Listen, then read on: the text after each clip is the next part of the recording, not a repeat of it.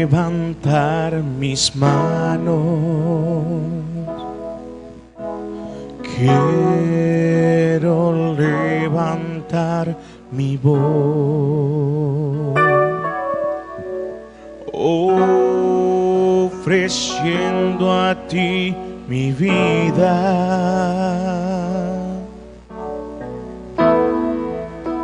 En santidad de amor, Padre, solo a ti te ofrezco mi vida y mi corazón, y me postro en tu presencia en adoración.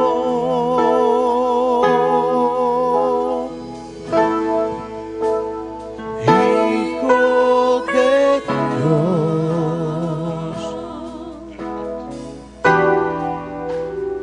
recibe hoy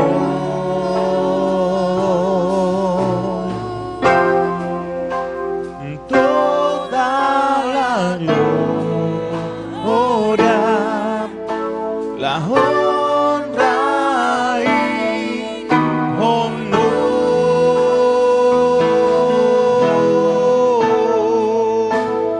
Hijo de Dios, recibe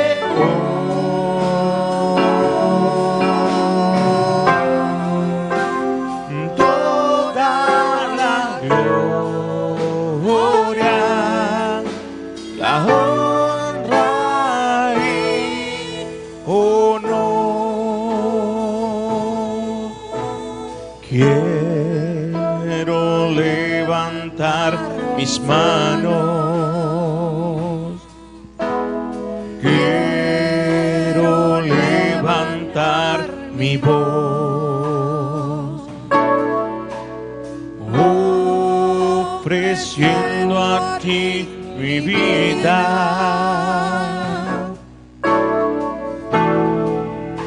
En santidad de amor,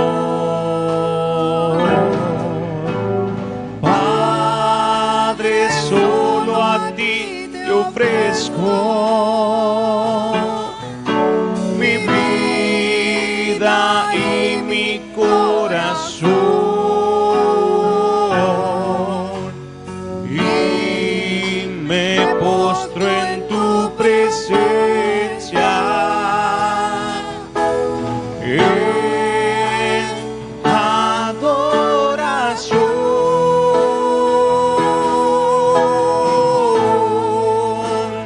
Hijo de Dios,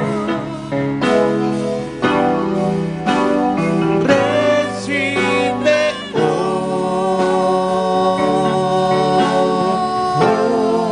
hoy toda la gloria, la honra y honor.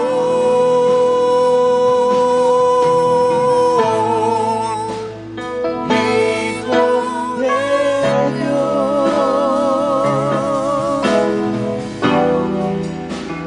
recibe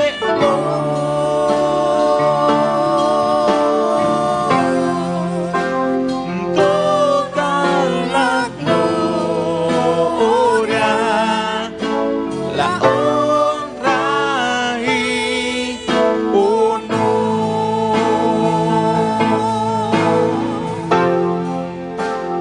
Toda la gloria, la honra y honor.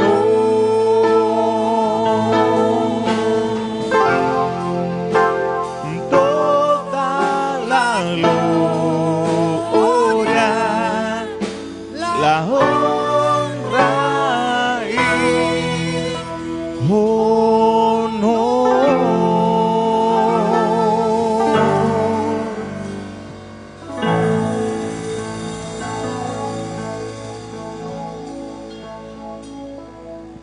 Gracias a Dios porque podemos reconocer que toda la honra y toda la gloria es para el Señor.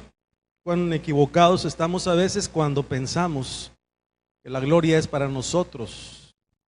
Y realmente todo lo que hacemos en nuestra iglesia, sea cantar, sea orar, sea enseñar, sea servir, todo es para la honra y para la gloria de Dios. Cuando perdemos esa visión, verdaderamente estamos siendo un error en lo que nosotros debemos ser como cristianos. Toda la honra y toda la gloria debe ser para el Señor. Vamos a buscar en la palabra de Dios, vamos a buscar el Salmo 48. Salmo 48. Cuando lo tengan, nos ponemos en pie para hacer esta lectura. Salmo 48.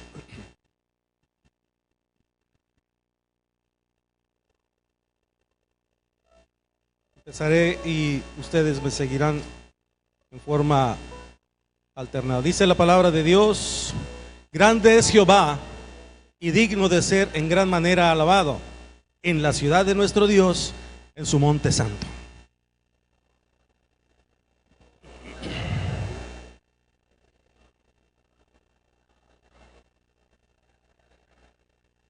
En sus palacios Dios es conocido por refugio.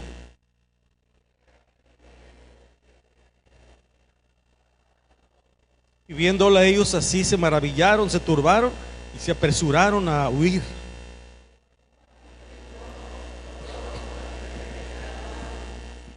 Con viento solano quiebras tú las naves del Tarsis.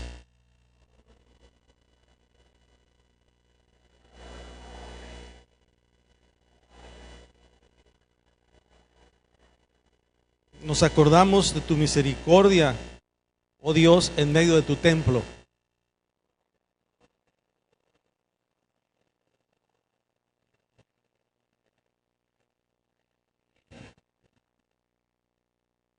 Se alegrará el monte de Sión, se gozarán las hijas de Judá por tus juicios.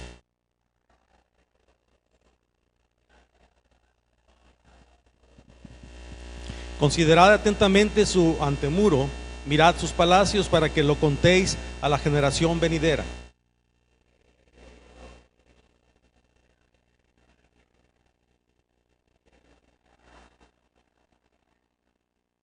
Leamos el versículo número 1, dice: grande es Jehová y digno de ser en gran manera alabado en la ciudad de nuestro Dios, en su monte santo. Que Dios bendiga la lectura de su santa palabra. Pueden tomar asiento. Y voy a pedirle a mi hermana Tony que pase para orar por los niños. A ver, todos los niños, corran. Bueno, entonces no corran.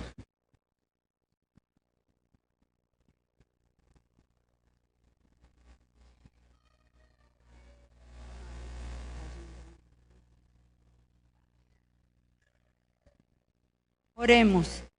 Padre nuestro que estás en el cielo, bendito sea, Señor, bendito sea tu santo nombre. Muchas gracias te damos, Dios, hasta este momento, porque tú nos has ayudado, bendecido y colmado, Señor, de tu cuidado y de tu amor, y por eso te bendecimos y te alabamos, Señor, porque eres bueno. Sigue bendiciendo a cada niño, a cada niña que está aquí al frente para escuchar tu palabra, para aprender lo que las maestras en este día les dirán, les compartirán, y que sea de mucha bendición para ellos, que no se les olvide tu palabra, que la guarden en lo profundo de su corazoncito, que así la puedan vivir todos los días y también en la escuela, y allá digan que Cristo es el Señor y que ellos son cristianos. Te ruego, Señor, también que bendigas a las maestras y maestros que van a traer esa palabra tuya, Señor, que purifica y que levanta, Señor, al caído. Gracias también te doy por tu siervo, nuestro pastor, que predica tu palabra y que nos la Comparte, Señor, con tanta bendición y con tanta lucidez, de tal manera que la podamos entender y ponerla en práctica. Gracias, Dios, por el grupo de alabanza y por cada uno de los que le integran. Gracias por toda la congregación, todos los que estamos aquí. Bendícenos y guárdanos y trae con tu bendición a todos los hermanos que vienen por ahí en camino. Pues en el nombre de Jesús te lo pido con amor. Amén.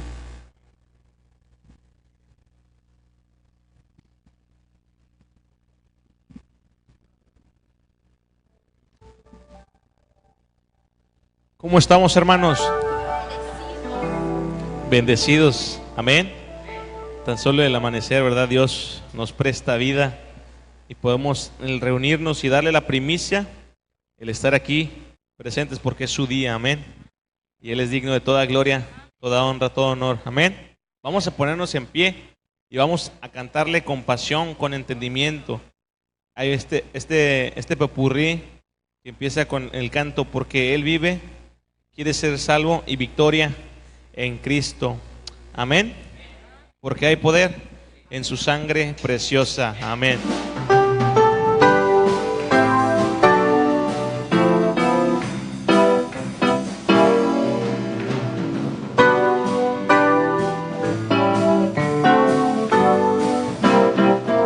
Dios nos envió a su Hijo Cristo, Él es salud,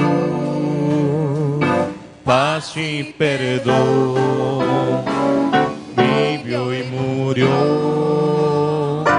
por mi pecado, la tumba está, la tumba porque Él triunfó, porque Él vive, triunfaré mañana, porque Él vive, ya no hay temor, porque yo sé que el futuro es suyo, la vida vale más y más solo por Él. Grato es tener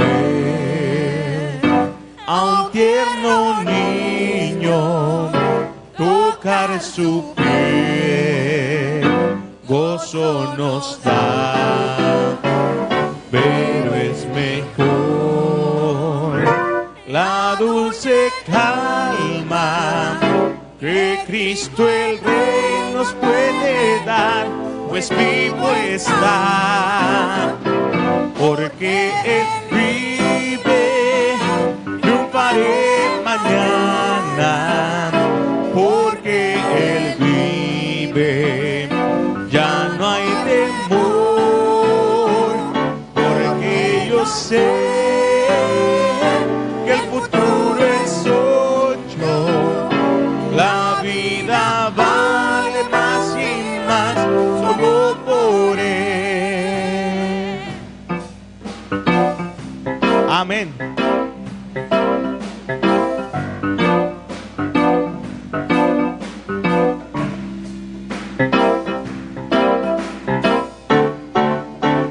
¿Quieres ser salvo de toda maldad? Tan solo hay poder en mi Jesús. ¿Quieres vivir y gozar santidad? Tan solo hay poder en Jesús.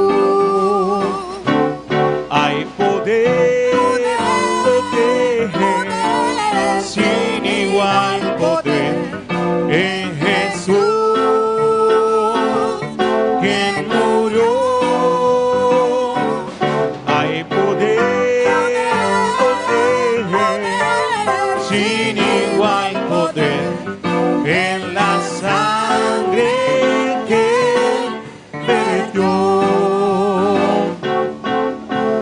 ¿Quieres ser libre de orgullo y pasión? Tan solo hay poder en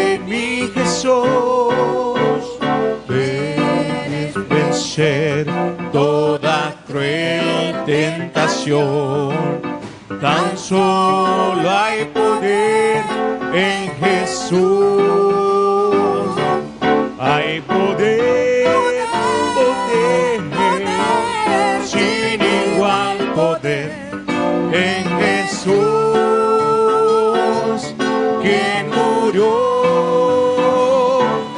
Hay poder, poder, sin igual poder en la sangre que Él vertió.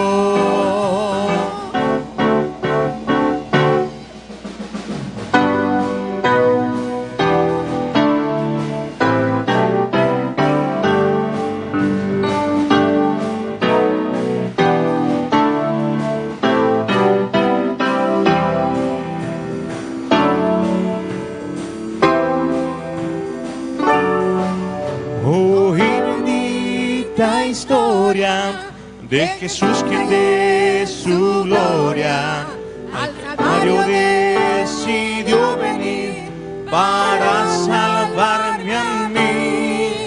Su sangre derramada se aplicó feliz a mi alma, me dio victoria sin igual cuando me arrepentí. Ya tengo la victoria, pues Cristo me salva. Buscóme y compróme con su divino amor. Me imparte de su gloria, su paz inunda mi alma. Victoria me concedió cuando por mí murió.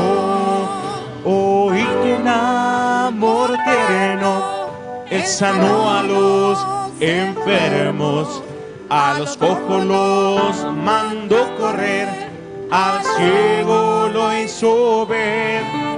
Entonces suplicante le pedí al Cristo amante, le diera mi alma la salud y fe para vencer. Ya tengo la victoria, pues Cristo me salva. Buscóme y compróme con su divino amor. Me imparte de su gloria, su paz inunda mi alma. Victoria me concedió cuando por mí murió. Victoria me concedió cuando por mí murió. Victoria me concedió cuando por mí murió.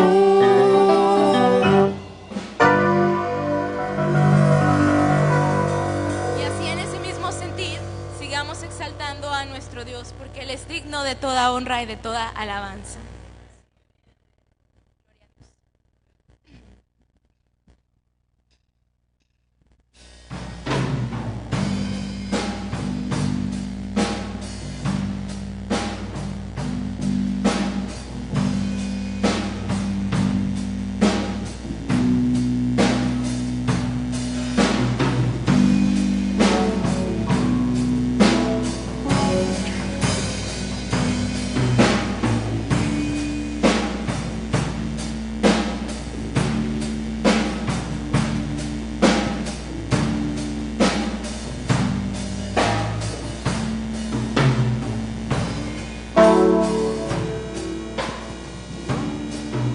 Su nombre es exaltado en toda la tierra.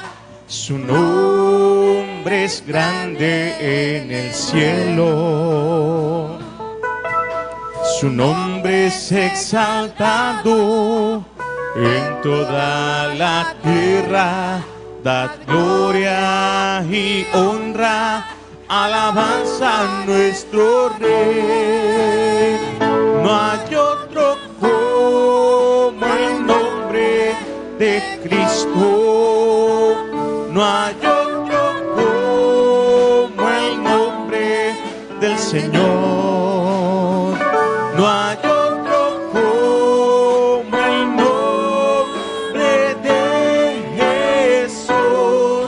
Él es digno de gloria, Él es digno de honra y digno de todo el poder.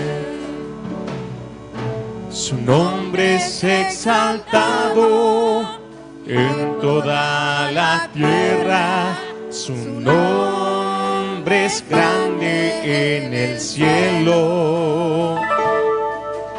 Su nombre es exaltado en toda la tierra.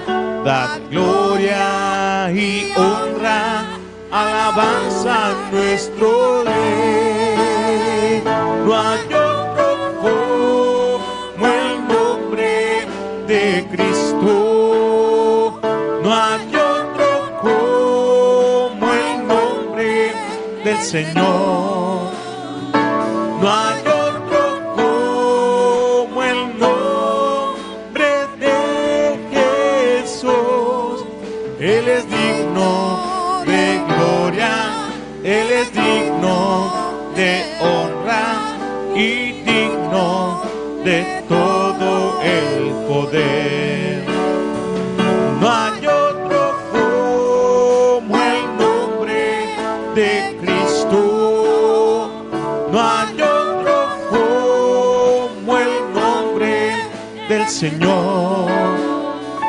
No hay otro como el nombre de Jesús. Él es digno de gloria, Él es digno de honra y digno de todo el poder. Amén. Señor, te damos gracias, Padre, porque eres bueno y sin duda alguna, Padre, tú te manifiestas en medio de la alabanza de tu pueblo. Gracias, Señor, porque estás aquí con nosotros. Te pedimos que tú nos dirijas con tu Santo Espíritu, Padre, que tú toques nuestros corazones, Señor. Y te pedimos que uses, Padre, la vida de nuestro pastor para que podamos redefinir y redireccionar nuestro camino, Señor, hacia ti, Padre, y corregir todo aquello que estorba, Padre, y quitarlo para seguir en tu camino, Padre, en Cristo Jesús. Amén.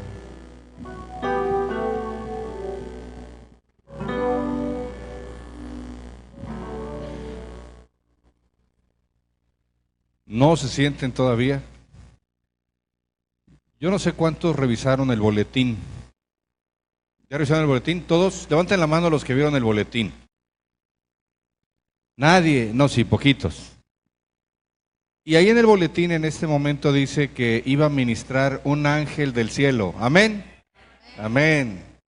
Ese ángel del cielo no va a ministrar hoy. Les explico por qué. El domingo pasado yo les decía que a nivel nacional, todas las iglesias bautistas que pertenecen a la Convención Nacional Bautista de México van a tener, o ya están algunas de ellas en campaña, en una campaña radical que se llama Radical. Nosotros hemos estado hablando fuertemente a la iglesia, nos uniremos a esa campaña, pero hay un canto lema de esa campaña. Entonces, en lugar de ministrar en esta mañana, yo quiero ocupar este espacio para que podamos aprendernos la letra de este canto que vamos a estar entonando y aprendiendo durante estas 9 semanas que vienen, dentro de muchas otras cosas que vamos a hacer como pueblo de Dios. Esta alabanza se llama Un Pueblo Radical. Van a proyectar la presentación de PowerPoint, ahí viene la letra, el grupo de alabanza ya se la aprendió y van a enseñárnosla y a ministrarnos. Así que ministrémonos a través de la presencia de Dios con el anhelo de nuestro corazón de ser un pueblo radical. Amén.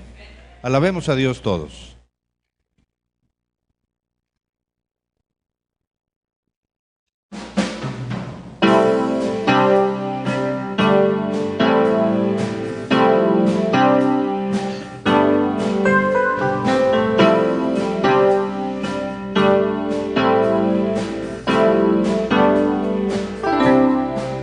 Cuando anduvimos extraviados, tu gracia vino y nos salvó. Un día escondimos extendimos nuestras manos, ahora te rinden devoción. Llenaste nuestros corazones de la pureza de tu amor, de tu espíritu y de dones, y te servimos con pasión. Que no cese el río de tu amor, úsanos llevando al mundo salvación. Somos tu pueblo, un pueblo radical, esa fragancia del Señor, los que divulgan tu verdad. Seremos un pueblo radical, los portadores de tu paz, los que proclaman libertad. Que nos encuentres caminando, siendo unos héroes de la fe, de los que dan a ir sembrando, sabiendo que tú eres fiel. Que nos encuentres militantes, de esos que luchan sin temor, siendo esforzados y valientes, permaneciendo en la misión. Que no cese el río de tu amor, úsanos llevando al mundo salvación. Somos tu pueblo, un pueblo radical, esa fragancia del Señor, los que divulgan tu verdad. Seremos un pueblo radical, los portadores de tu paz, los que proclaman libertad. Un pueblo radical, esa fragancia del Señor, los que divulgan tu verdad. Seremos un pueblo radical, los portadores de tu paz, los que proclaman libertad.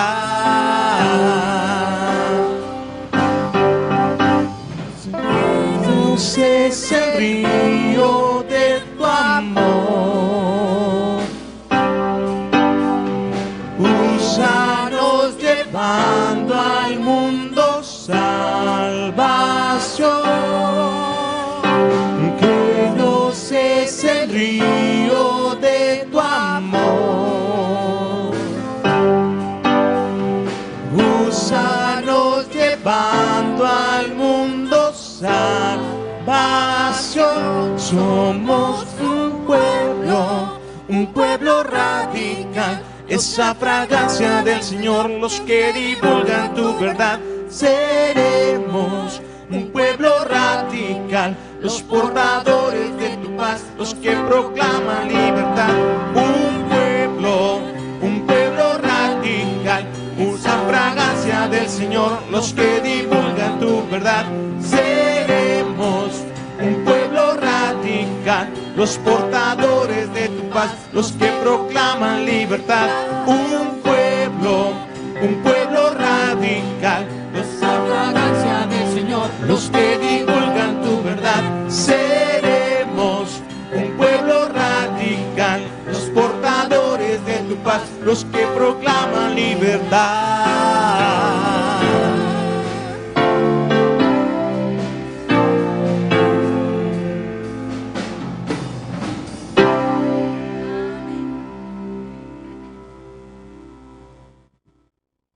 ¿Sí les gustó?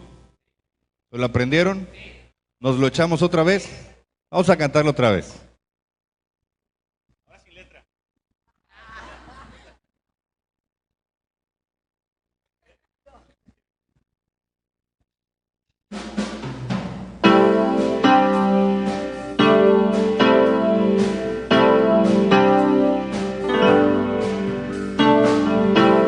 Que se vea el pueblo radical.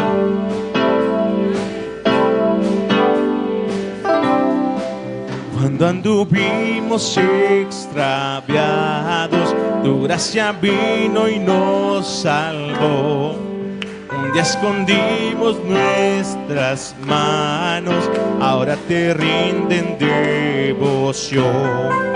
Llenaste nuestros corazones de la pureza de tu amor, de tu espíritu y de dones, y te servimos con pasión.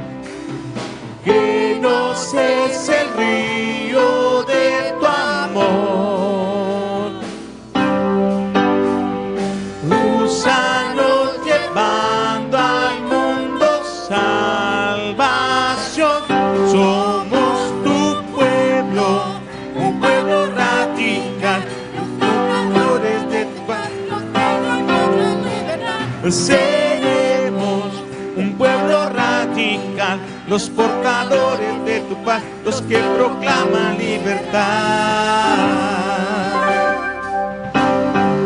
Que nos encuentres caminando, siendo unos héroes de la fe, de los que dan al ir sembrando, sabiendo que tú eres fiel. Que nos encuentres militantes, de esos que luchan sin temor, siendo esforzados y valientes, permaneciendo en la misión.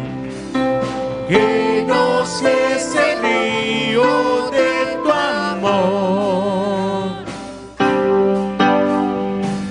úsanos llevando al mundo salvación. Tu pueblo, un pueblo radical, esa fragancia del Señor, los que divulgan tu verdad. Seremos un pueblo radical, los portadores de tu paz, los que proclaman libertad. Un pueblo radical, esa fragancia del Señor, los que divulgan tu verdad. Seremos un pueblo radical, los portadores de tu paz, los que proclaman libertad.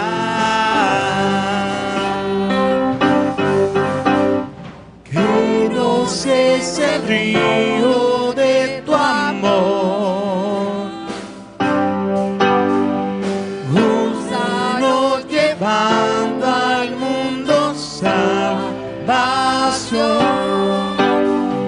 Que no cese el río de tu amor, úsanos llevando al mundo salvación.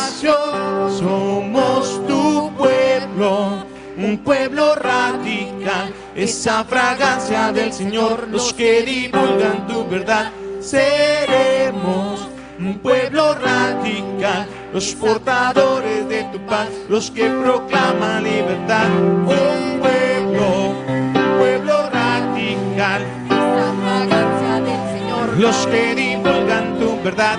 Seremos un pueblo radical, los portadores de tu paz, los que proclaman libertad. Un pueblo radical, esa fragancia del Señor, los que divulgan tu verdad. Seremos un pueblo radical, los portadores de tu paz, los que proclaman libertad.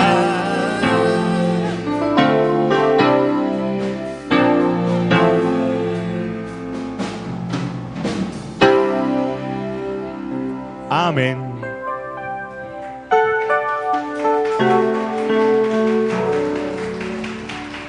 Pueden tomar asiento. ¿Lo quieren repetir? El próximo domingo lo repetimos. Pero yo creo firmemente que cuando Dios pensó en instituir su iglesia y en dar su vida por su pueblo, Él pensaba en un pueblo radical. Él pensaba en un pueblo que no negociara su identidad ni diluyera los principios del reino, porque al diluir los principios del reino y al negociar nuestra identidad no podemos mostrar a ese Dios soberano, a un Dios rico en gracia y en misericordia, y a un Dios que nos ama profundamente y desea que su iglesia sea esa extensión del brazo poderoso de Dios. Dios hace un llamado radical. Y aquí la pregunta que yo hacía en Palal es si Dios es quien dice ser.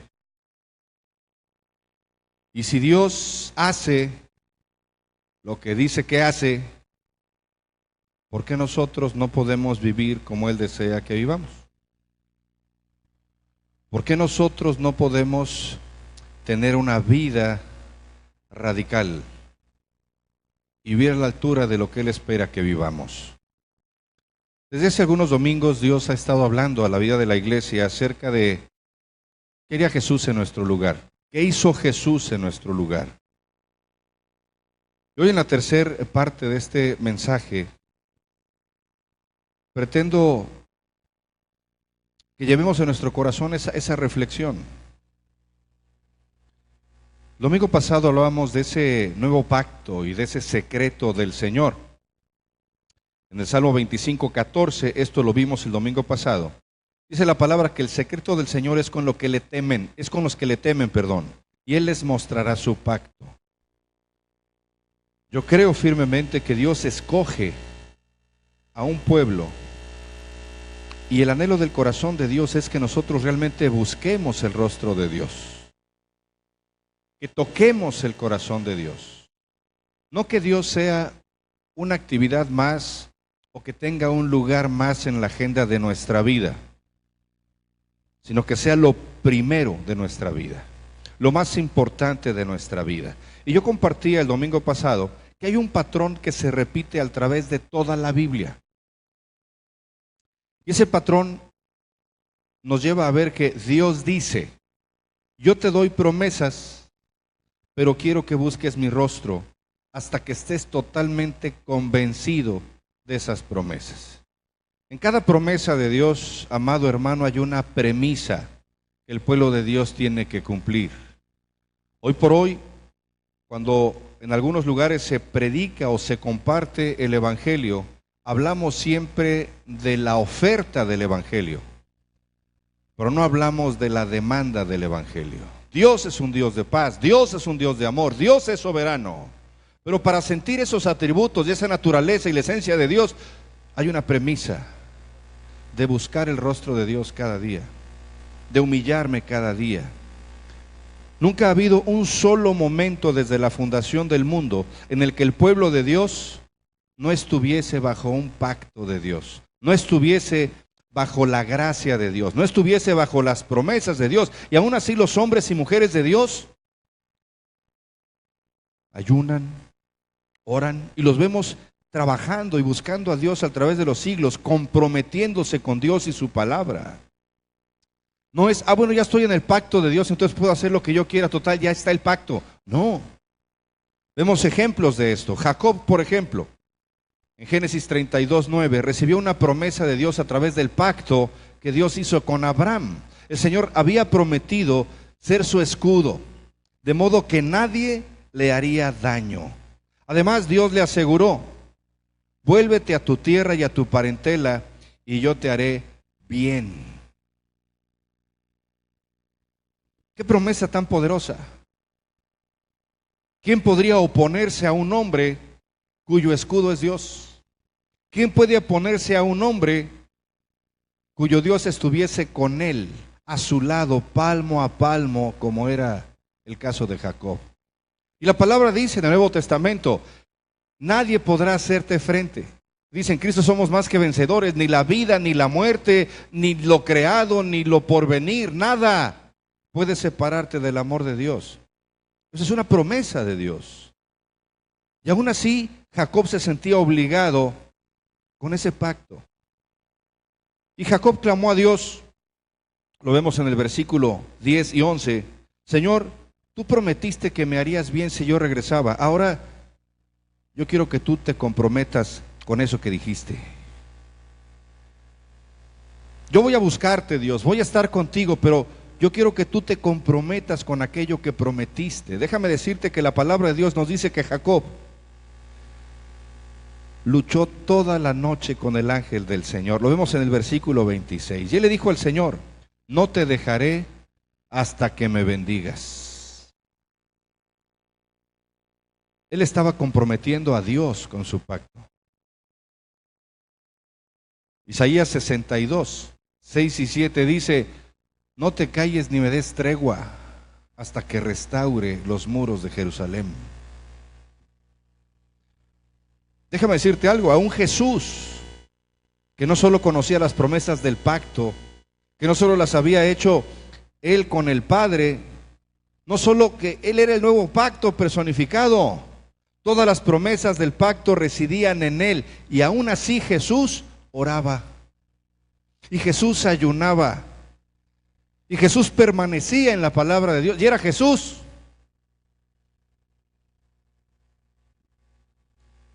En una ocasión, un grupo de personas que estaban desesperadas trajeron a Jesús un joven que estaba siendo atormentado por espíritus demoníacos. Y los discípulos no habían sido capaces de expulsar ese espíritu que estaba atormentando al joven. Pero cuando Jesús reprendió el espíritu demoníaco, el demonio inmediatamente salió del muchacho. Allá en Mateo 17, 18, la Biblia dice, y este quedó sano desde aquella hora. Entonces los discípulos se quedaron atónitos. ¿Por qué Jesús pudo y nosotros no? La Escritura dice, allá en el versículo 19 al 21 del capítulo 17 de Mateo, vino entonces los discípulos a Jesús aparte, dijeron, ¿por qué nosotros no pudimos echarlo fuera? Y Jesús les dijo, ¿qué les dijo? Les dijo, por su poca fe. Les dijo, porque de cierto les digo que si tuvieran fe como un grano de mostaza, dirían a este monte, pásate de aquí a allá y se pasará. Y nada les será imposible. Pero este género no sale sino con oración y ayuno. Y el pueblo de Dios ha dejado de orar con esta intensidad. Ha dejado de ayunar. Por eso nuestra fe no crece.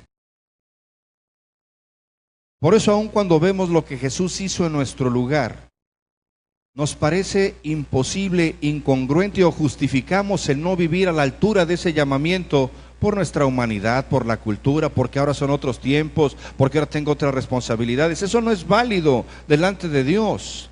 Piensa por un momento en las implicaciones que tiene lo que Jesús está diciendo aquí. Él está diciendo que si sus discípulos hubieran invertido tiempo orando, hubieran invertido tiempo ayunando, hubieran invertido tiempo preparándose para lo que tuvieran que enfrentar, ellos habrían tenido la autoridad, el poder y la fe necesarios para que el muchacho pudiera ser liberado. Hay una demanda del Evangelio. Hay una demanda de Jesucristo.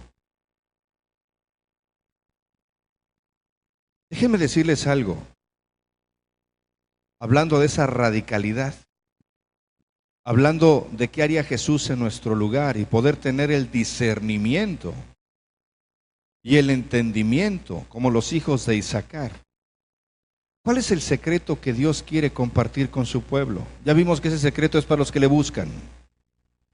El secreto del nuevo pacto, amigo y hermano que estás aquí, no es ninguna avalancha repentina de poder sobrenatural sobre nosotros. Déjame decirte que el poder de Dios ya está sobre nosotros. Ya está, no necesita venir, ya está ahí. No necesitamos, o no es, perdón, ese poder sobrenatural que nos capacita para resistir una tentación abrumadora. Ya podemos hacerlo.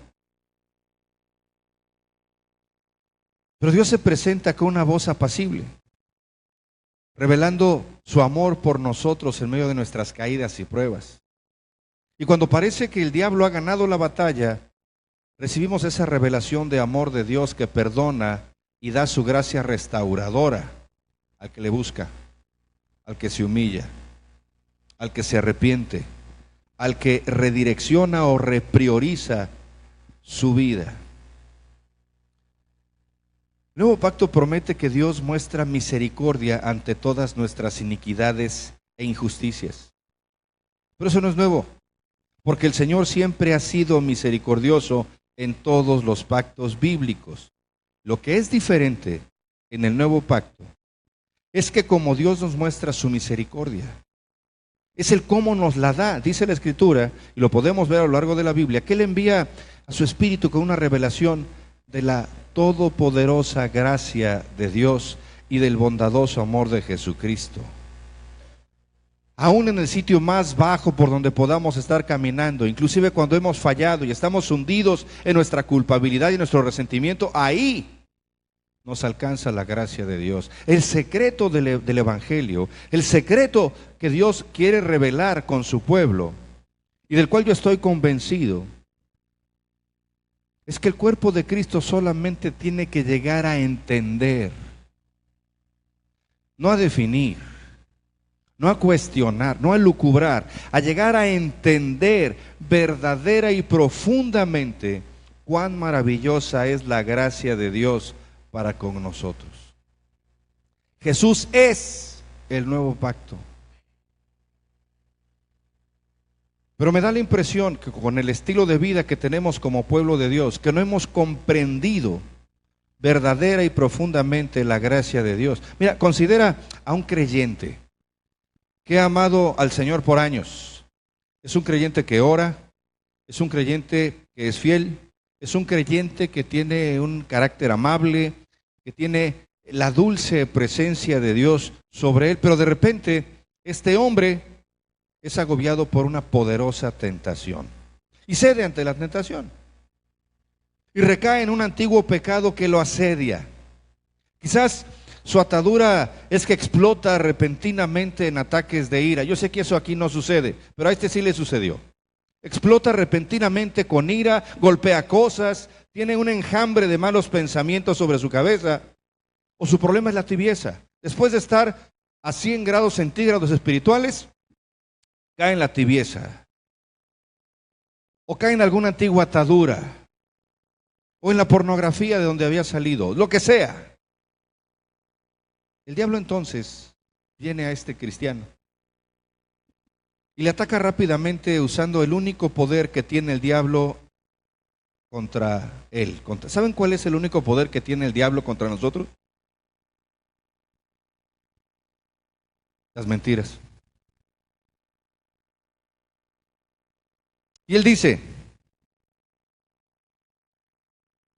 ¿ya viste que ya pecaste contra la luz? ¿Ya viste que por más que te esfuerzas, no das pie con bola? Que por más que estudias y lees, tu vida no cambia. Y él viene y nos habla al oído. Y a este creyente le dice que ha pecado, aún después de haber estado convencido de su error. Que ha cruzado la línea y ahora está lejos de la gracia de Dios. Y déjame decirte que ese es el punto crucial en donde el secreto del nuevo pacto es revelado. Porque en vez de condenar a aquel cristiano, el Espíritu Santo, ¿qué hace?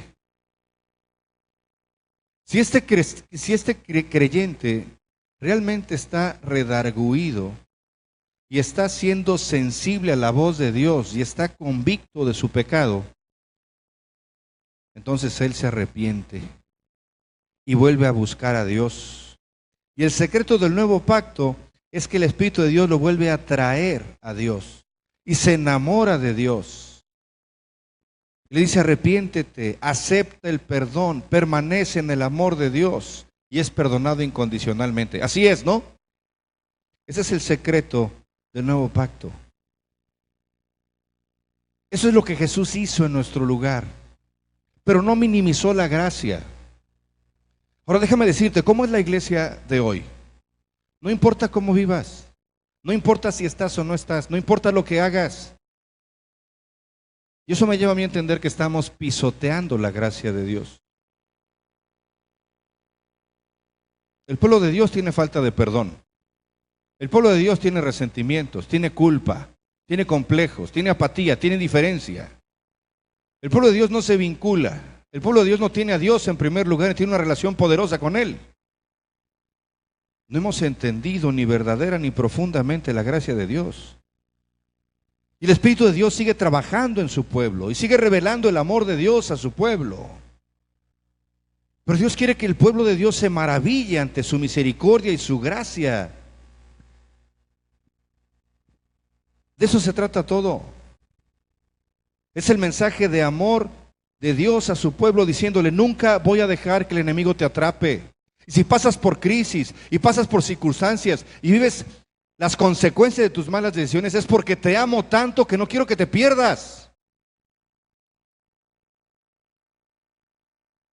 El secreto de Dios es una revelación de la vida libertadora que Él nos da a través de su amor, de su gracia. De ahí viene la restauración y la restitución en nuestros años desperdiciados.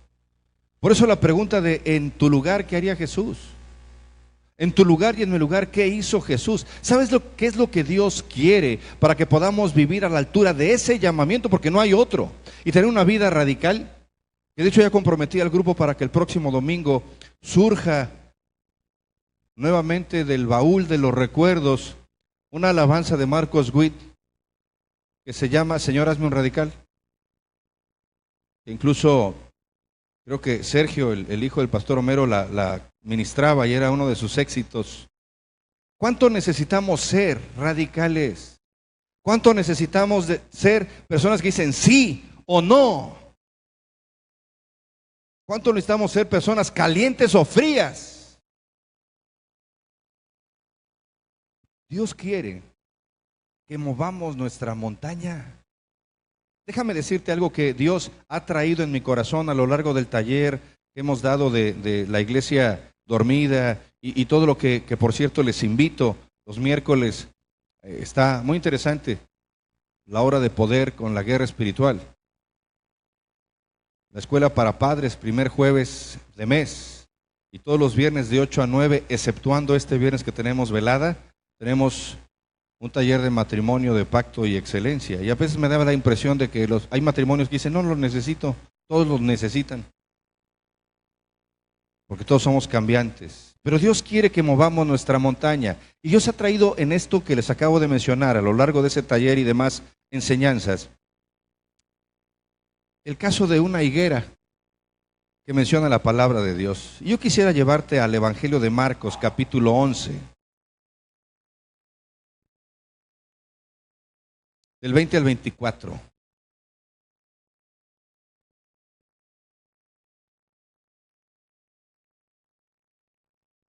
¿Ya estamos ahí?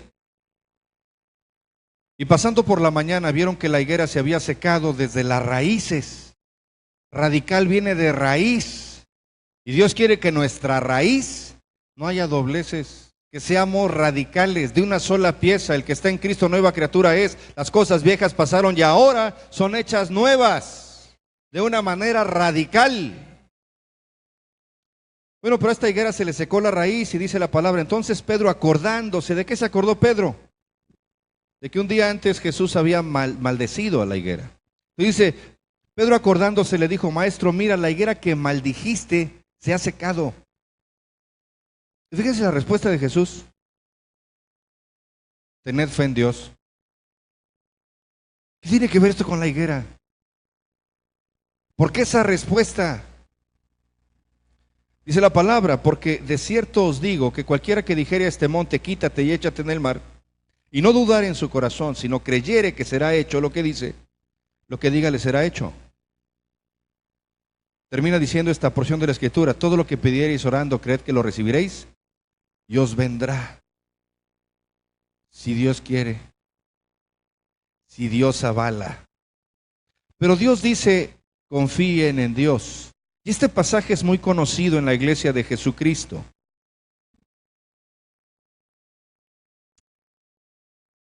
Y tiene verdades espirituales para la iglesia hoy, para la iglesia bautista Eliasim hoy, para que podamos trascender en nuestra vida espiritual, en nuestra vida cristiana, y podamos vivir en la esfera de lo sobrenatural, que es en la esfera donde debe de vivir todo hijo de Dios. Y Jesús estaba en sus últimos días de ministerio. Él acaba de limpiar el templo de los cambistas que estaban haciendo su casa de oración, cueva de ladrones, y ahora estaba compartiendo el tiempo con los discípulos, estaba dándoles enseñanzas y los estaba preparando para que los discípulos fueran los pilares de su futura iglesia.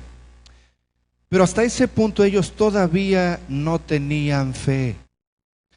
Hasta ese punto, después de todo lo que el Señor les había mostrado con su vida, lo que habían visto de Jesús, lo que habían participado de Jesús, todavía no entendían realmente, eran lentos para creer.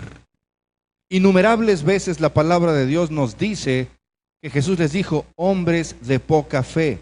Jesús los había amonestado por su incredulidad varias veces.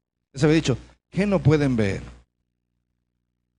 ¿Qué no pueden entender? Jesús veía los corazones y vio en esos corazones un impedimento que tenía que ser removido. O ellos nunca llegarían a ocupar el lugar que Dios tenía para ellos. O ellos nunca podrían realmente llegar al tipo de relación que Dios quería tener con ellos y que Dios quiere tener con nosotros. Ellos no podrían dirigir a la iglesia que estaba a punto de surgir si no movían ese impedimento. Yo quiero preguntarte algo. ¿Qué impedimento hay en tu corazón para que puedas ser radical en tu fe? ¿Qué impedimento hay en tu corazón para que puedas ocupar el lugar que Dios te ha llamado a ocupar como Dios te ha llamado a ocuparlo? Yo empecé con una pregunta, si Dios es quien dice ser, y si Dios hace lo que dice que hace, pues tú y yo, ¿por qué no le obedecemos como Él espera? ¿O por qué no vivimos como Él quiere? Cuando habían pasado cerca de una higuera estéril, Él le dijo a la higuera, nunca, jamás coma nadie fruto de ti. Y lo oyeron sus discípulos, eso está en Marcos 14. Y después cito nuevamente la experiencia que decíamos acerca de cómo Pedro vio que la higuera estaba seca. Lo que me llama la atención es que a la pregunta de Pedro, dijo, Señor, ¿ya te fijaste que la higuera que maldijiste se ha secado? Y Jesús realmente no le contestó lo que él preguntó o lo que él quería escuchar. Y simplemente dijo, tened fe en Dios. Les dijo, confíen en Dios. Déjame decirte que la higuera seca es un acto simbólico profético. La higuera solo tenía hojas, no tenía ningún fruto. Y el pueblo de Israel solo tenía hojas, solo aparentaba, pero no tenía fruto espiritual. Se decían ser pueblo de Dios, pero con su vida y su fruto no daban evidencia de serlo. Ese fue otro sermón ilustrado de Cristo. Esa planta seca también significaba el rechazo de Dios al sistema religioso de Israel, de formas, rituales, religión, pero nada de relación, nada de amor, nada de profundidad en la gracia de Dios. Y ese sistema religioso buscaba alcanzar la salvación y el favor de Dios a través del esfuerzo humano. Hoy por hoy, todo queremos hacerlo en base a nuestro esfuerzo humano. Hoy por hoy, todo queremos hacer de acuerdo a nuestra voluntad. Sin embargo, algo estaba por nacer en Israel. Dios quería que con ese nuevo pacto viniera una nueva forma de vivir para su iglesia, para su pueblo. Por eso surge la iglesia. Y Dios quería, Jesús quería una iglesia en la que el pueblo de Dios viviera totalmente por fe. Por eso es por fe, no por obras. Por eso la fe es lo que agrada a Dios. Por eso una fe sin obras es una fe muerta. Dios quería y quiere un pueblo que viva totalmente por fe. La salvación y la vida eterna vienen solamente por fe. No importa si eres un buen hombre, si eres una buena persona, no importa si haces obras de caridad o si eres generoso. Si no tienes fe, no te salvas. Pero hasta ese punto de la higuera, el pueblo de Dios no sabía nada de vivir por fe. Su religión había sido sobre cumplimiento de cosas, sobre hacer cosas, sobre cumplir con lo que los sacerdotes o los fariseos decían que tenían que cumplir. Ellos decían, tienes que ir a los cultos de adoración, tienes que leer la Torá, tienes que cumplir las fiestas, tienes que dar las primicias, tienes que dar el diezmo, y había una lista extensiva de reglas. Déjame decirte algo, tú puedes cumplir todas las reglas y ritos eclesiásticos, pero si tu vida no es una vida de fe, no te salvas.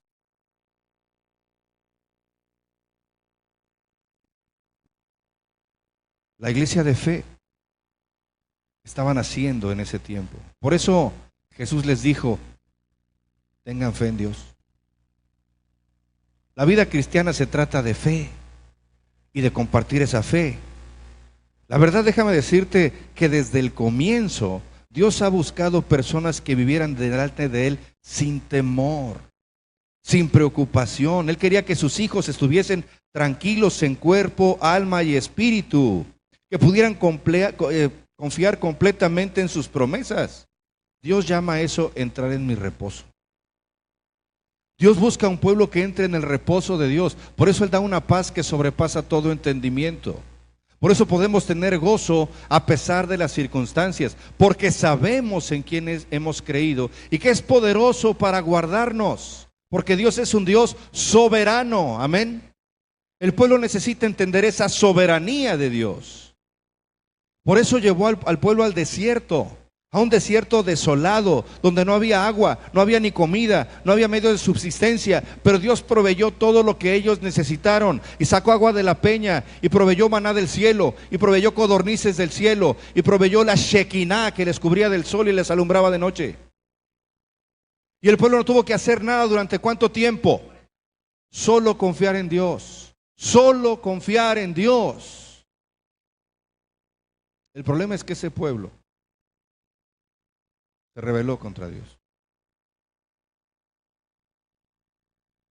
Y de esos que se rebelaron, ninguno entró en su reposo.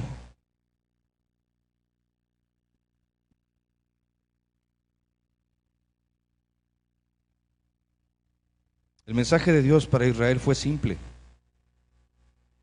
tengan fe en mí. Él los llamó a poner su confianza en que Él haría lo imposible para ellos. Déjame recordar algo. ¿Qué dice Jeremías 33:3?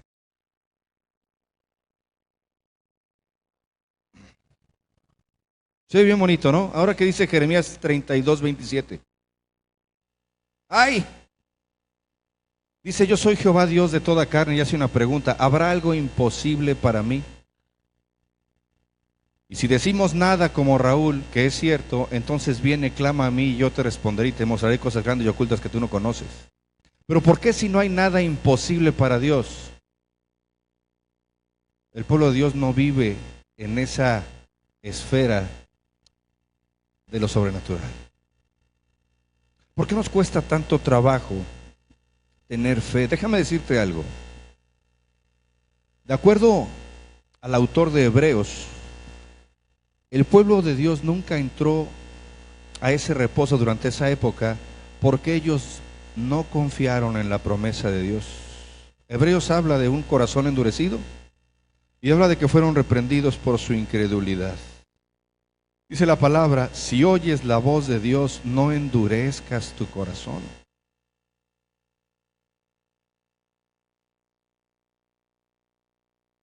A nosotros Dios nos advierte: tengan cuidado, iglesia, no sea que se pierdan de entrar en mi reposo debido a su incredulidad. Déjame decirte algo. ¿Sabes que la montaña que está delante del pueblo de Dios es y será siempre la incredulidad? En el pasaje de la higuera, Jesús se refiere a una montaña sin nombre. Él dice, cualquiera que dijere a este monte, quítate y échate en el mar, y no dudare en su corazón, sino creyere que será hecho lo que dice, lo que diga será hecho. Jesús estaba diciendo a sus discípulos y a nosotros hoy, la incredulidad es la montaña, es el obstáculo en tu corazón. que impide que tú me conozcas verdaderamente, que tú dependas de mí profundamente, que tú puedas vivir a la altura de tu llamamiento. Y esa piedra tiene que ser removida, tiene que ser expulsada, o yo no voy a poder trabajar contigo ni bendecirte como quiero bendecirte. Déjame decirte algo. El hecho es que Jesús no pudo hacer milagros en cierto pueblo, y Jesús hacía milagros, ¿no? ¿En qué pueblo no pudo hacer milagros Jesús? En Nazaret, en su propia casa. No pudo hacer, dice la palabra, muchos milagros. ¿Por qué? Jesús hacía acepción de pueblos. Allá en Mateo 13:58 dice: y no hizo allí muchos milagros a causa de la incredulidad de ellos. Hay un canto que a mí me gusta mucho, que dice: fe mueve. Si un pueblo no tiene fe, pues ¿qué más no mueve?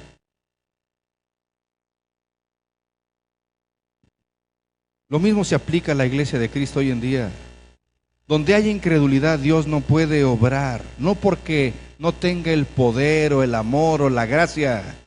Dios no es incongruente. Y hay una premisa para alcanzar la promesa. Hay una demanda para vivir en la oferta. Y eso lo mostró Jesús. Eso lo hizo Jesús. Él ocupó nuestro lugar para abrirnos las ventanas de los cielos. La incredulidad es siempre la montaña que impide la completa revelación y bendición de Dios. Jesús está diciendo: ¿sabes qué? No puedo hacer cosas grandes para ti. No puedo hacer lo imposible para ti. No puedo hacer lo imposible esa situación en tu vida mientras la montaña de incredulidad que tienes en tu corazón esté delante de ti o esté entre tú y yo. Y la escritura es clara. Dios no toma la incredulidad a la ligera. Dios aborrece la incredulidad. Dios castiga la incredulidad. En el Nuevo Testamento nos da un ejemplo muy sencillo en la historia de Zacarías. ¿Sí saben quién fue Zacarías? Allá en Lucas capítulo 1, Zacarías fue el papá de Juan el Bautista.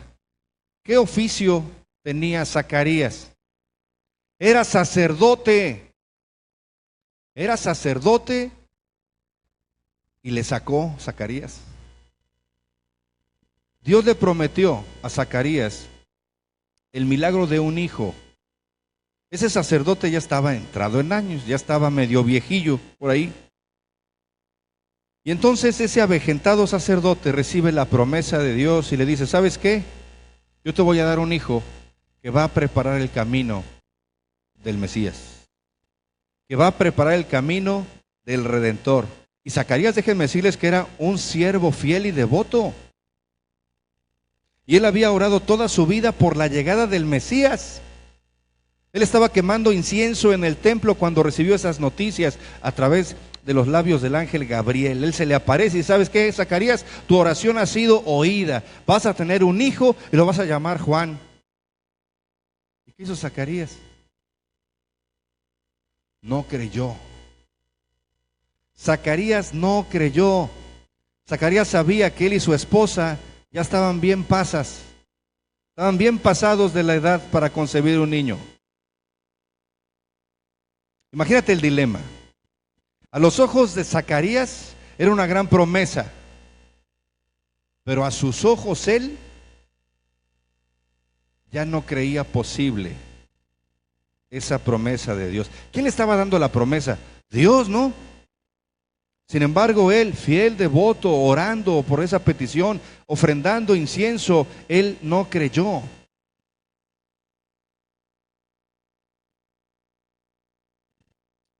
Y viene la montaña de incredulidad.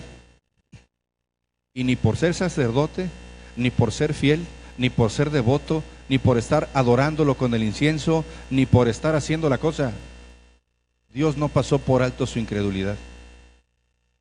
Lo dejó mudo durante la gestación de Juan el Bautista. Así que no pudo celebrar. Dios le dijo: ¿no me crees? Tú te callas. Dios no pasa por alto la incredulidad.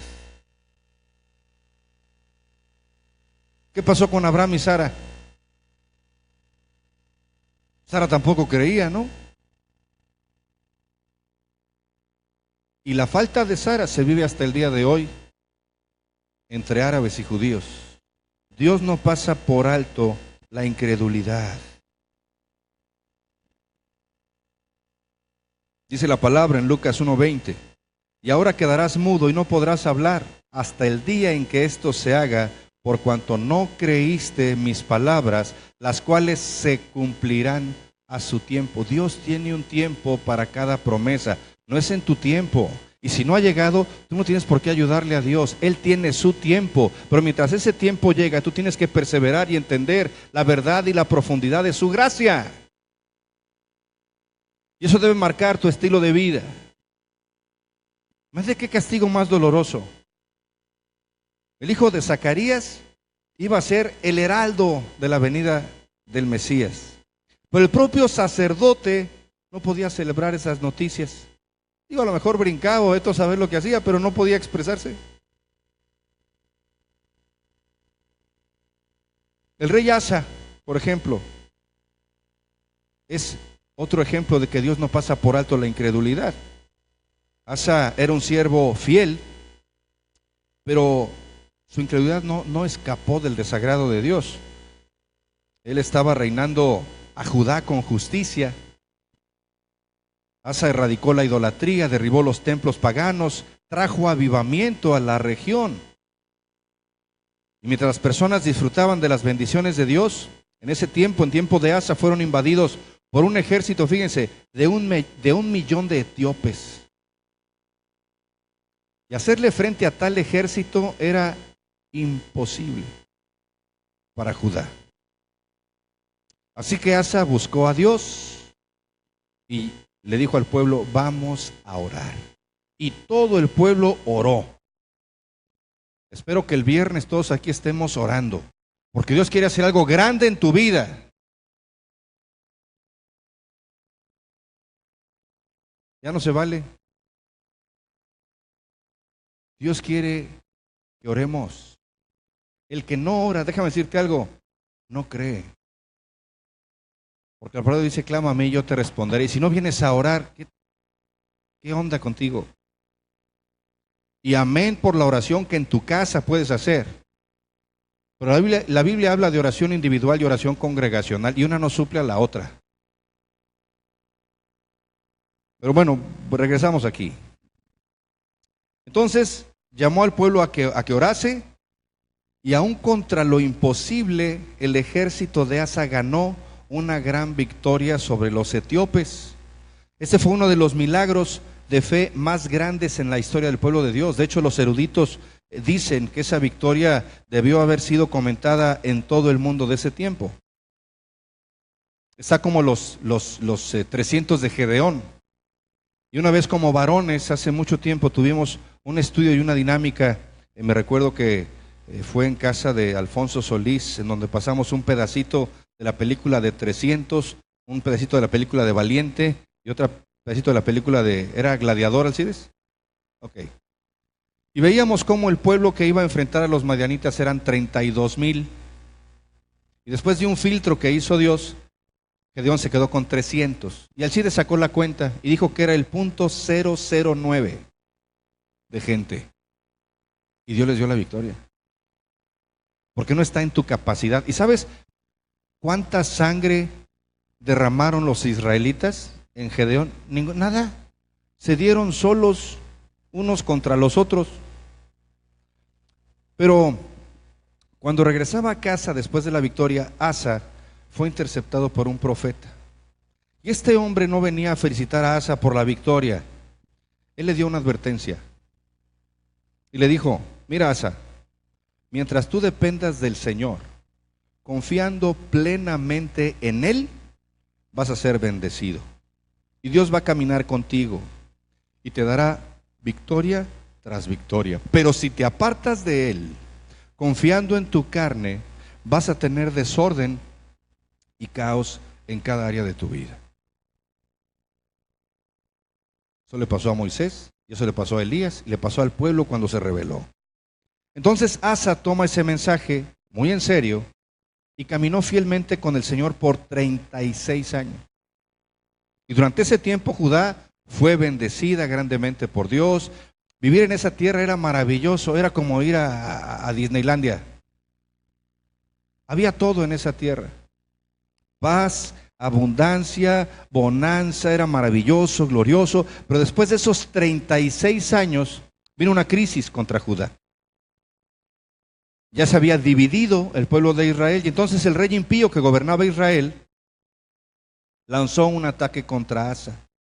Y él invadió la ciudad de Ramá, un pueblo que estaba a pocos kilómetros de Jerusalén, que era la capital de Judá, y cortó la ruta principal de abastecimiento de la ciudad.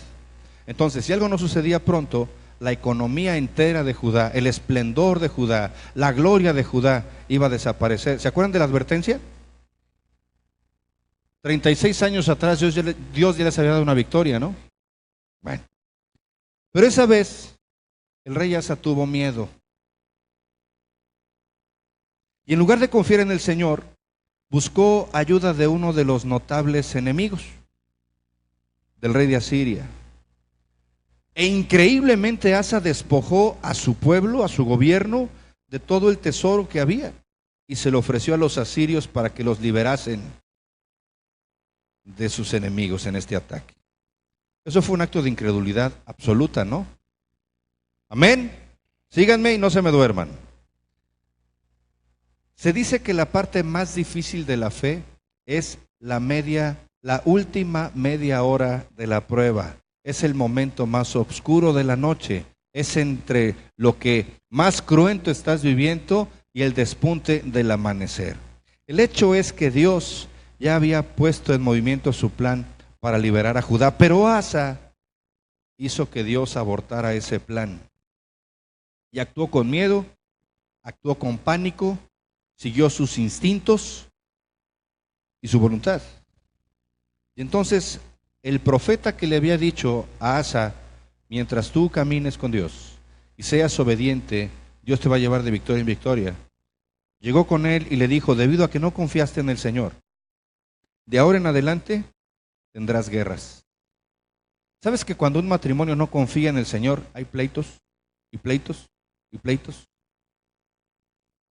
Y cuando el pueblo de Dios no confía en el Señor, hay disensión, hay enemistad, hay pleitos, hay contiendas, hay altivez de corazón.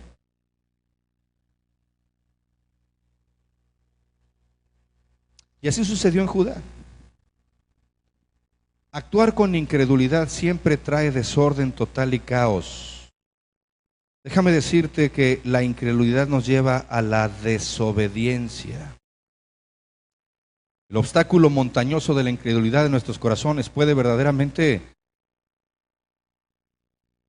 causar un caos total en nuestra vida.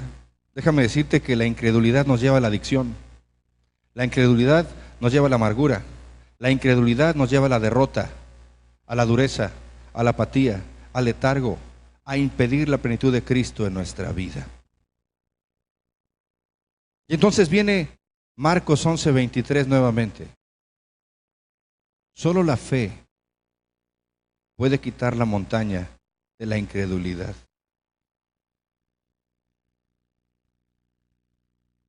Al pastor Romero le gustaba mucho este versículo que dice: porque de cierto os digo que cualquiera que dijere a este monte, quítate y échate en el mar, y no dudare en su corazón, sino creyere que será hecho lo que dice, lo que diga le será hecho. Y no por lo que decimos, sino por lo que Dios avala. Porque Dios se ha prometido ganar nuestras batallas, quitar nuestros obstáculos, aun cuando tengamos que pasar por pruebas. Porque ha prometido darnos de su paz y de su gozo. Y porque Dios no es hombre para que mienta. Por eso fe es creer en lo que Dios dice hasta el punto de hacer lo que Dios manda. Y el Señor nos está diciendo cuál es nuestra parte. Él no va a quitar mi montaña. Esa la tengo que quitar yo.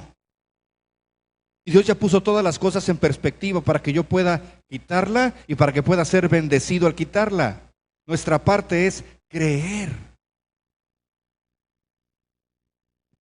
¿Cuánto entristece a Dios ver que una crisis borra una historia entera de su mano poderosa. Dios nos ha sostenido hasta aquí. Amén. ¿Por qué te arrugas en la siguiente crisis?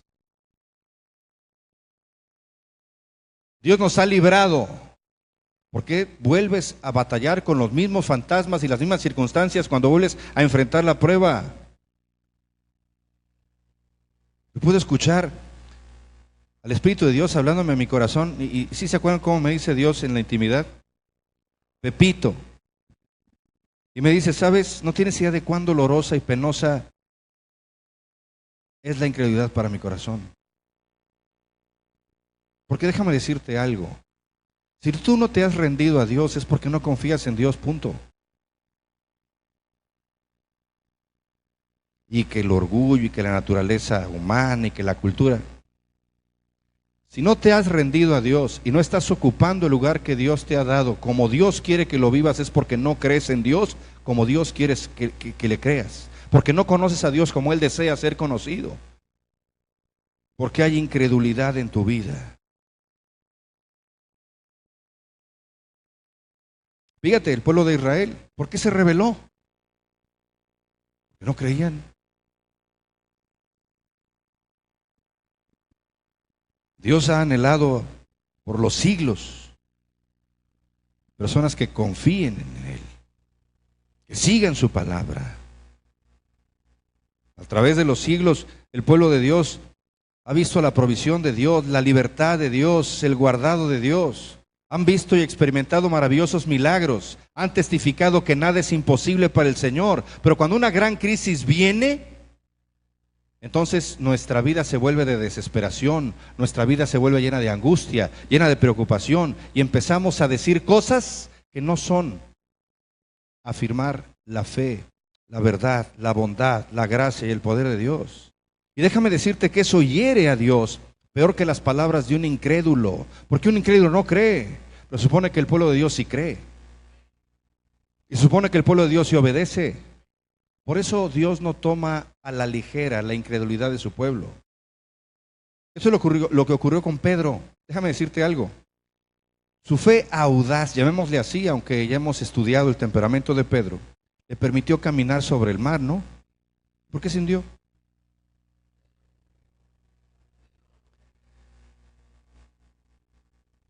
¿Qué le dijo Jesús? Hombre de poca fe, ¿por qué dudaste? Ahora, Jesús cuando agarró a Pedro, no le dijo, hombre de poca fe, ¿por qué dudaste? No le guiñó el ojo, ni le sonrió tampoco. Jesús estaba apenado, triste, defraudado y molesto por la incredulidad de su amigo tan cercano. Si tú dijeras, bueno, oye, es que en el primer paso se hundió, pero ya estaba caminando sobre el mar. Y ya había llegado a Jesús. Y se hundió. Y como Pedro, tú y yo podemos caminar en fe por muchos años o por muchos días hasta que viene la crisis. Es muy fácil tener fe cuando no hay crisis. Y todo está bien, ¿no? Pero cuando Dios aprieta las tuercas y nos pega económica, nos pega emocional, nos pega en la salud, nos saca de nuestra zona de confort y nos quita el control de lo que pensamos que podemos controlar, porque no podemos controlar nada, entonces se acaba nuestra fe.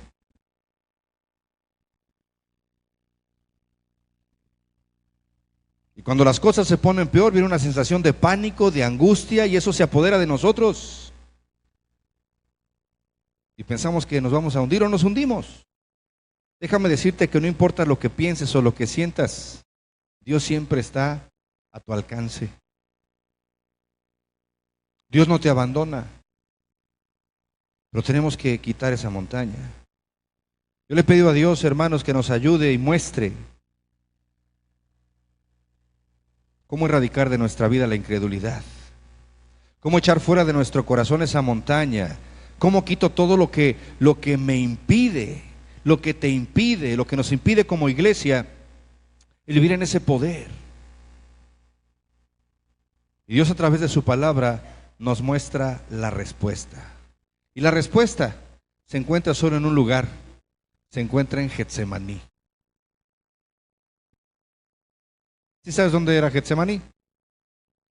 Getsemaní era el jardín donde Jesús fue a orar cuando la prueba más difícil de su vida llegó a su vida. Cuando esa prueba se tornó aplastante, cuando la copa que iba a tomar lo abrumó, fue allí donde él lloró por sus penas más profundas delante de su Padre. Fue allí donde él ganó la batalla sobre cada principado, sobre cada potestad y sobre cada poder de maldad. Getsemaní es el lugar en donde todas las montañas deben obedecer a la palabra de Dios. Le sucedió a Jesús. Déjame decirte algo. ¿Jesús pecó alguna vez en su vida de incredulidad? Nunca. Pero cuando él oró en Getsemaní, él estaba mostrando a su pueblo cómo obtener el poder y la autoridad sobre todas las circunstancias. Cuando él estaba orando en Getsemaní, le estaba mostrando a su pueblo y a su iglesia cómo poder vivir en esa autoridad, cómo poder vivir con la gracia de Dios, con esa gracia que debemos conocer a profundidad, y cómo vivir sobre las circunstancias y darle una cachetada al diablo. Piensa en esto. Lo veíamos hace un momento. Cuando los discípulos trataron de echar fuera demonios, esos espíritus se rieron de ellos. Es más, le hicieron una trompetilla. Pero solo cuando Jesús entró en escena, el demonio huyó. Y la única autoridad que el diablo reconoce es la de Jesús en un corazón contrito y humillado. ¿No? ¿No dice la palabra? A un corazón contrito y humillado Dios no lo rechaza. Considera un momento esas oraciones o este diálogo entre Jesús y Dios en Getsemaní. Ya estamos a punto de terminar. Mateo 26:38 dice: mi alma está muy triste hasta la muerte.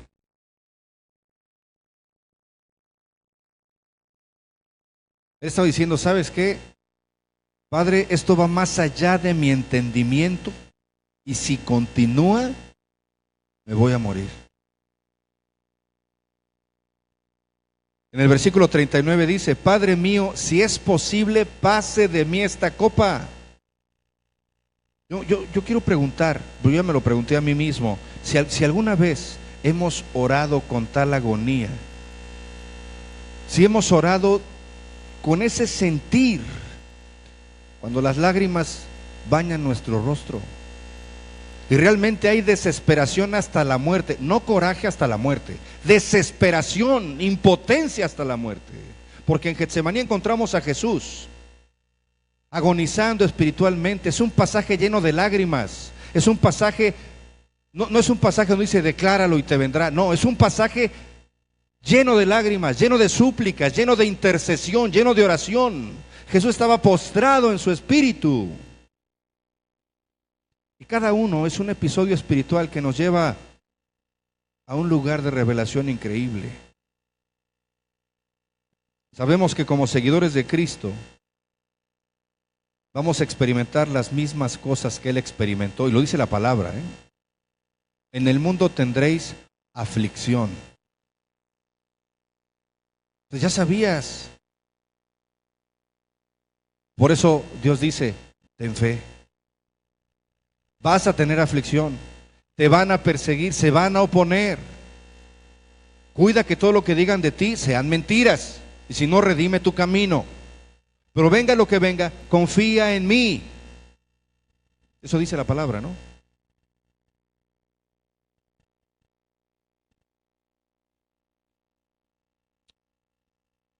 Cuando nosotros vemos a Jesús en Getsemaní, vemos cómo debiera ser nuestra vida. Él es nuestro ejemplo en tiempos de crisis. Y cuando esos tiempos vienen, debemos de orar como Él lo hizo.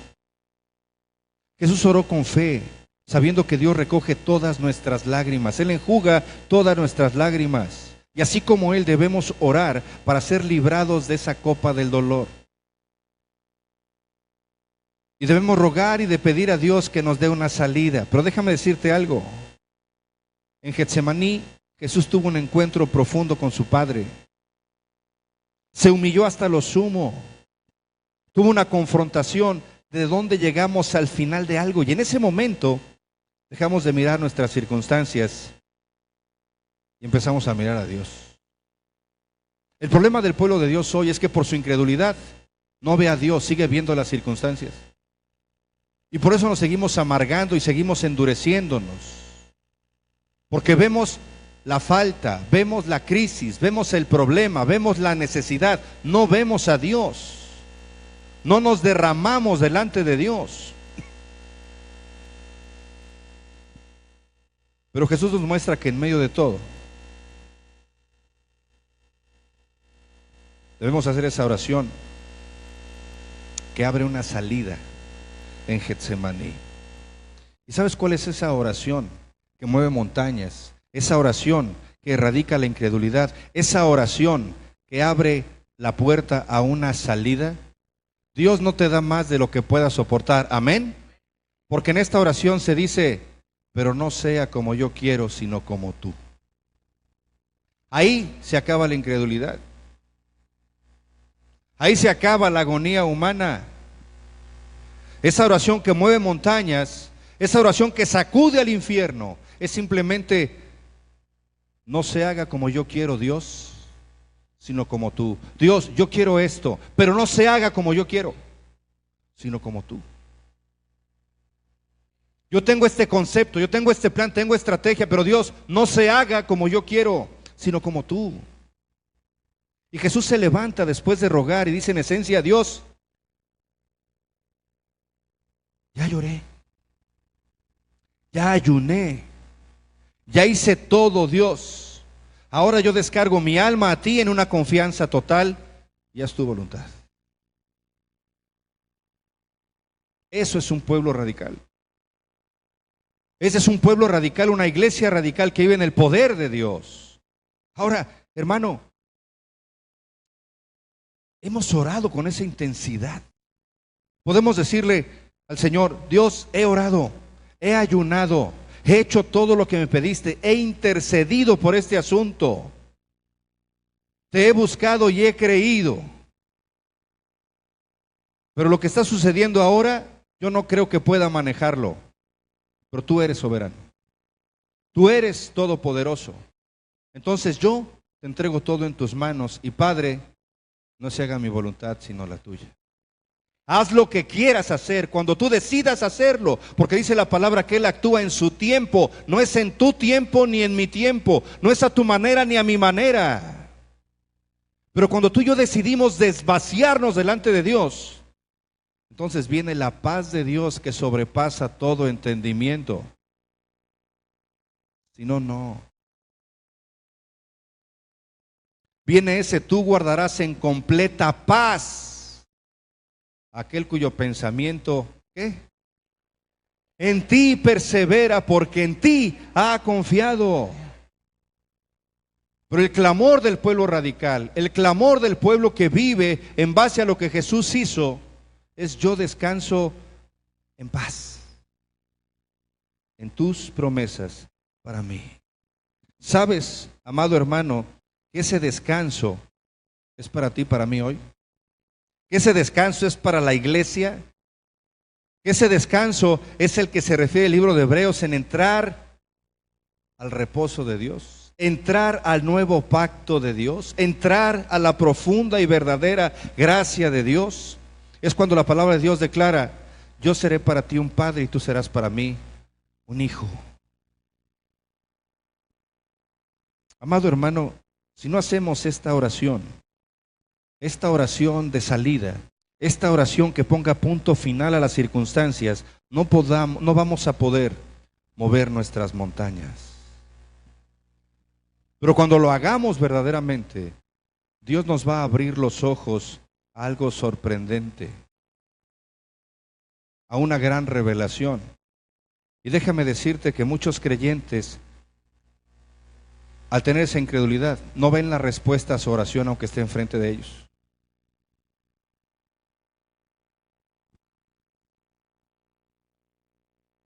Iglesia, hemos orado por un caminar más cercano con Jesús. Hemos orado por más paciencia. Hay gente que dice, yo no le pido paciencia al Señor porque si le pido paciencia vienen pruebas. Déjame decirte algo, van a venir pruebas aunque no le pidas nada. Porque Dios te ama tanto como para permitirte que desperdicies tu vida. Tenemos que orar por un caminar más cercano con Jesús. Orar por más paciencia, orar por más fidelidad. Y podemos ver cómo Dios entra en acción cuando hacemos esa oración de salida. Padre, no se haga como yo quiero, sino como tú quiero. Y tal vez las aflicciones vengan. Y muy a menudo vienen después de orar. Muy a menudo después de que damos una palabra el domingo o una palabra en un grupo pequeño, al día siguiente nos enfrentamos con lo que se nos dijo, con lo que Dios habló a nuestro corazón. Y no importa si tenemos rechazos, tiempos difíciles, porque en todo ese tiempo Dios está trabajando y trayendo la respuesta a nuestro clamor. Por eso debemos orar con fe. Y podemos creer verdaderamente para mover nuestra montaña y que podamos ver la revelación que Dios hace con todo lo que ha estado pasando. Amado hermano, ¿qué hizo Jesús? Mostró una vida radical. Y Dios anhela que seamos un pueblo radical, con una fe que mueve las montañas que nos impiden vivir a la altura de nuestro llamamiento. Inclinemos nuestro rostro para orar.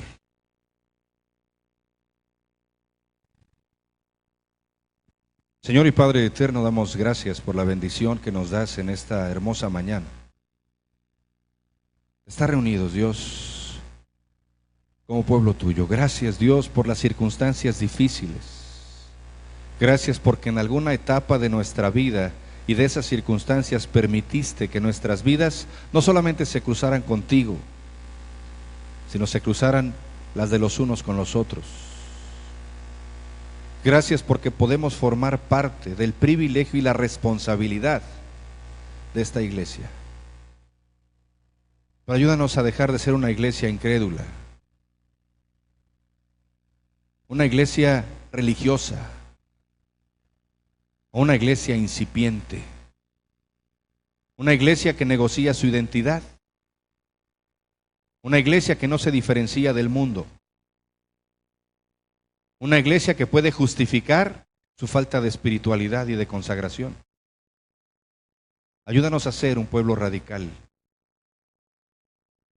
y a vivir simplemente como tú anhelas que vivamos cada uno de nosotros. Y gracias, Dios, porque al hacerlo tenemos la promesa